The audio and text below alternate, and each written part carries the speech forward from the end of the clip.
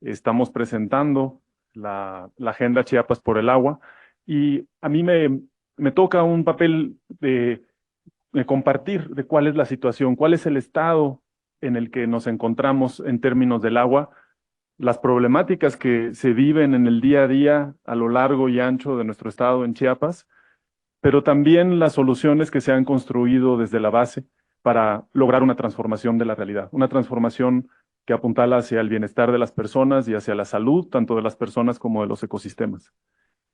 Quiero empezar pues mi presentación diciendo que Chiapas vive una gran contradicción, como lo mencionaba la diputada Adriana.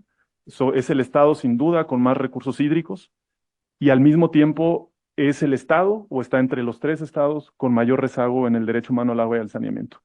Esto no es nada más una opinión, esto es como se vive la vida diaria en las ciudades, en los pueblos y en las comunidades rurales de Chiapas. Si vemos las cifras de INEGI, podemos encontrar que Chiapas está entre los estados con menor acceso al agua en los hogares y en particular el agua distribuida todos los días, está en nuestro derecho, está en la Constitución, en el artículo cuarto. El porcentaje de hogares que tienen agua todos los días en Chiapas es tan solo del 38%. Se compara, es difícil entenderlo, pero se acaba de vivir una sequía muy grande en el norte del país y estados como Nuevo León, Chihuahua, están más arriba del 90% de los hogares tienen agua todos los días. Y qué bueno, creo que todo el país deberíamos aspirar hacia eso. Pero sí, el hecho de que exista esta gran brecha entre la cantidad de recursos hídricos y la falta de que esa agua llegue a los hogares y que sea agua de buena calidad, nos habla de que ha habido una omisión muy grande por parte del Estado. El Estado en sus tres niveles y en sus tres poderes también, que no han logrado incorporar los derechos humanos ni en las leyes, ni en las instituciones, ni en las políticas públicas, ni en los presupuestos. Nos tocó en Cántaro Azul hacer el único estudio de un programa, que era el programa de la CONAGUA, de la Comisión Nacional del Agua, para implementar infraestructura de agua y saneamiento en comunidades rurales. El único estudio que se ha realizado en las comunidades directamente para medir cuál es la calidad del servicio, incluyendo la calidad del agua. Eso fue ya hace 10 años. Fuimos a 300 localidades de todo el país y en ellas había 60 comunidades de Chiapas y encontramos que la contaminación que se estaba distribuyendo en estos sistemas era mucho más grande en el sureste, incluyendo en Chiapas, que en el resto de los estados. El promedio a nivel nacional era que el 40% de los sistemas que habían sido implementados en las comunidades distribuían agua con heces fecales, medido con coliformes fecales. Y en Chiapas era del 60%. En el norte del país era del 20-30%. Entonces vemos estas brechas grandes que las hemos visto de manera muy directa. También con colegas que están aquí presentes, como Juan Manuel, del Inventario Nacional de Calidad de Agua, también con colegas de Redes del Agua, de la Red de Acción por el Agua, hicimos un trabajo importante para transparentar la información de calidad de agua que se había generado a nivel nacional a través del Programa Nacional de Bebederos, donde se llevaron a cabo más de 20,000 pruebas de calidad de agua en las escuelas del país. Y ahí pudimos detectar que existen 1,900 municipios que distribuyen agua con heces fecales y alrededor de 600 municipios que distribuyen agua con arsénico y más o menos parecido con flúor. Esto no es nada más a la escuela, sino pues al barrio donde se encuentra la escuela. Y en el caso de Chiapas estamos hablando de más de 60 municipios que distribuyen agua con heces fecales. Esto, digamos que son cifras, ¿no? que son alarmantes, pero no nos describen cómo se vive esto y a lo mejor es un poco difícil imaginárnoslos. Pero pues algo, por ejemplo, en Chiapas y en México en general, tenemos un gran orgullo de las presas, ¿no? Y las presas que están en Chiapas. Chicoacén es la presa que tiene la cortina más alta de América Latina. Y la cabecera municipal de Chicoacén, que está a metros de la presa, no tiene agua. Y esto es un resultado de políticas neoliberales donde se ha priorizado el desarrollo económico de unos cuantos y dejando sin atender a la población. Y Chiapas ha quedado al final de la lista de las prioridades de la nación. También, por ejemplo, uno de los parques nacionales más hermosos, Lagunas de Montebello, Lagos de Montebello. El poblado de Ciscao, que está al lado del lago de Ciscao, no tiene un sistema de agua entubada.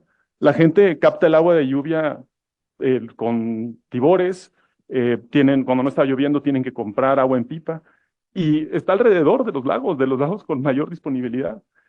En San Cristóbal de las Casas, una cuenca que tiene suficiente agua, que tiene humedales, que sí, los humedales han sido acabados por el desarrollo, y no ha habido una protección de la cuenca. En los barrios centrales donde hay mejor disponibilidad de agua, el agua llega un día sí y un día no. Y en la mayoría de los otros barrios llega una vez, 2 veces a la semana, si acaso. Y el agua en San Cristóbal de las Casas es clorada, pero no se atienden muchas otras enfermedades que son resistentes al cloro.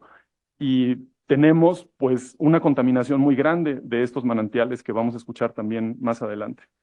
Este tipo de situaciones afectan de manera desproporcional a la gente que tiene menos recursos, porque cuando no tienes agua todos los días, lo que implica es que tienes que almacenar el agua. Entonces tienes que hacer inversiones, pues comprar el tibor, ese tibor no te va a alcanzar. La gente que tenemos un poco más de recursos, pues invertimos en una cisterna, pero son cisternas que cuestan de 20,000 a 60,000 pesos. Entonces, cuando empezamos a tandear el agua, estamos transfiriéndole un costo a la población, un costo que no es fácil de asumir. Y ojalá nada más fuera el costo económico, sino que también lo que hacemos es que le pedimos a alguien de la casa que tenga que quedarse en su hogar para esperar el agua. Y eso generalmente impacta más a las mujeres y no les permite incorporarse de forma plena a las actividades económicas, sociales y también del desarrollo libre de su personalidad, que es un derecho importante.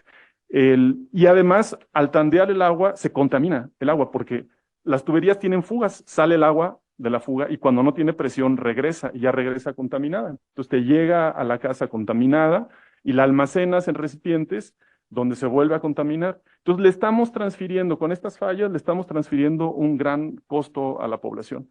Y ahorita les platiqué pues de estos 3 lugares que en el país todo el mundo podemos más o menos identificar cuáles son.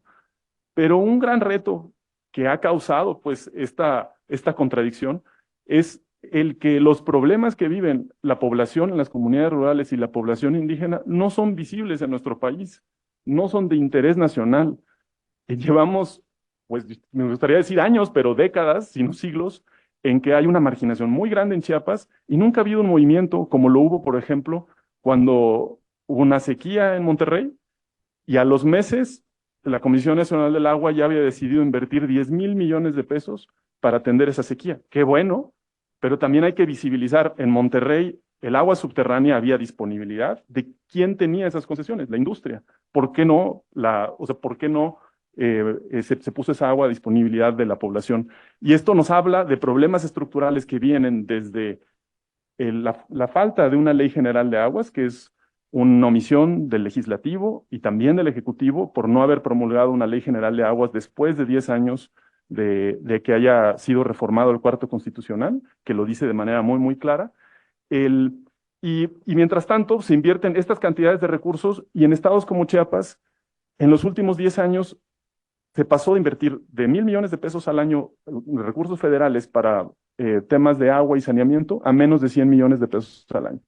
Estamos hablando de que en una ciudad como Monterrey, que se invirtieron 10,000 millones de pesos, es el equivalente de 100 años al ritmo al que vamos invirtiendo el gobierno federal en agua en nuestro estado, en el estado de Chiapas, con una población más o menos similar. En las comunidades, pues cuando uno las recorre, y como en Cántaro Azul hemos visitado cientos de comunidades, trabajado en cientos de comunidades y escuelas, o sea, podemos observar que más o menos una tercera parte de las comunidades acarrean el agua todos los días. Compartíamos esto con diputadas y diputados y de verdad era una sorpresa para ellas saber que todavía se acarrea el agua en las comunidades rurales. Una tercera parte las comunidades se han organizado de manera bastante autónoma y han puesto sistemas artesanales para poder traer el agua pues de un manantial y acercarla lo más posible a sus hogares. Y una tercera parte más o menos ha recibido recursos del Estado, del municipio, de la Federación para tener sistemas de agua entubada.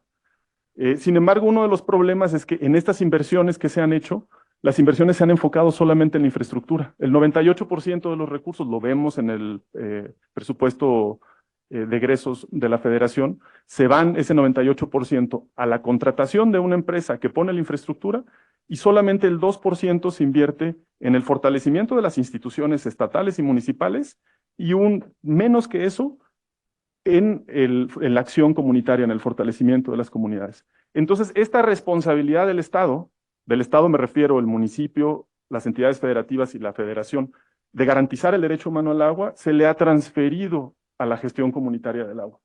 Y la gestión comunitaria del agua no ha sido reconocida y se encuentra con una serie de barreras para poder acceder a recursos, para poder brindar servicios de manera adecuada. En estas comunidades que hemos visitado, no hemos encontrado ninguna que tenga un proceso de filtración. Y cuando tenemos cuencas que han sido deforestadas, cuando tenemos aguas residuales que van a los ríos, pues el agua tiene que pasar por un proceso de filtración, por arena, por ejemplo, y después de desinfección, y eso no existe. Muy pocas comunidades rurales cloran el agua, y esto tiene un impacto muy, muy grave en la salud de las personas, principalmente en niñas y niños que crecen con diarrea, que la diarrea se vuelve algo común, y su limitada alimentación, pues no es absorbida. Entonces, tiene un impacto en su crecimiento tanto físico como su desarrollo cognitivo. Y es muy claro que esta es una de las causas principales de la desigualdad. Es un vicio que el tener menos recursos hace que tengas menos representatividad política, y el que tengas menos representatividad política tienes menos acceso a servicios como el agua, y eso entra en una dinámica que va profundizando la desigualdad de nuestro país. En los últimos 4 años llevamos a cabo un estudio en el que investigamos de manera muy clara cuál era el impacto en la salud, y en comunidades del municipio de Chenaló, pero que representan en general la situación en los Altos de Chiapas, encontramos que el 83% del agua que la gente tomaba ya en su hogar estaba contaminada y que tenían una prevalencia de enfermedades gastrointestinales del 33%. Es decir, es como si dijéramos aquí, 1 de cada 3 tiene diarrea el día de hoy. Cuando hubo ya una acción para mejorar su calidad del agua, inmediatamente la diarrea se redujo a la mitad, la prevalencia se redujo a la mitad. Habíamos hecho un estudio similar en Baja California Sur y la prevalencia estaba alrededor del 5%. O sea, comparemos, el 5% de las personas tenían diarrea en Baja California Sur en las comunidades rurales, el 33% en Chiapas tenían diarrea. Además de esto, pues las comunidades rurales se están enfrentando al cambio climático y entonces cada vez hay menos agua en los manantiales. Y otro reto causado también por políticas neoliberales es que con la desmantelación del ejido, el desmantelamiento del ejido, las parcelas donde se encontraban las fuentes de agua pasaron de que antes el agua se viera como un bien común, que en nuestra Constitución es muy claro que es de propiedad de la nación, a que quienes son dueños de esas parcelas, pues ahora vean el agua como su propiedad y empiecen a cobrarle a las comunidades por acceder a esos manantiales. Y esto también ha sido una omisión por parte de las autoridades federales que no han garantizado un Estado de Derecho en el que el agua se vea como un bien común. Las comunidades, pues, a pesar de todos estos retos, se organizan, porque como personas no podemos vivir sin agua. La cosa es que vivimos con poca agua, o viven las personas con poca agua y con una serie de consecuencias.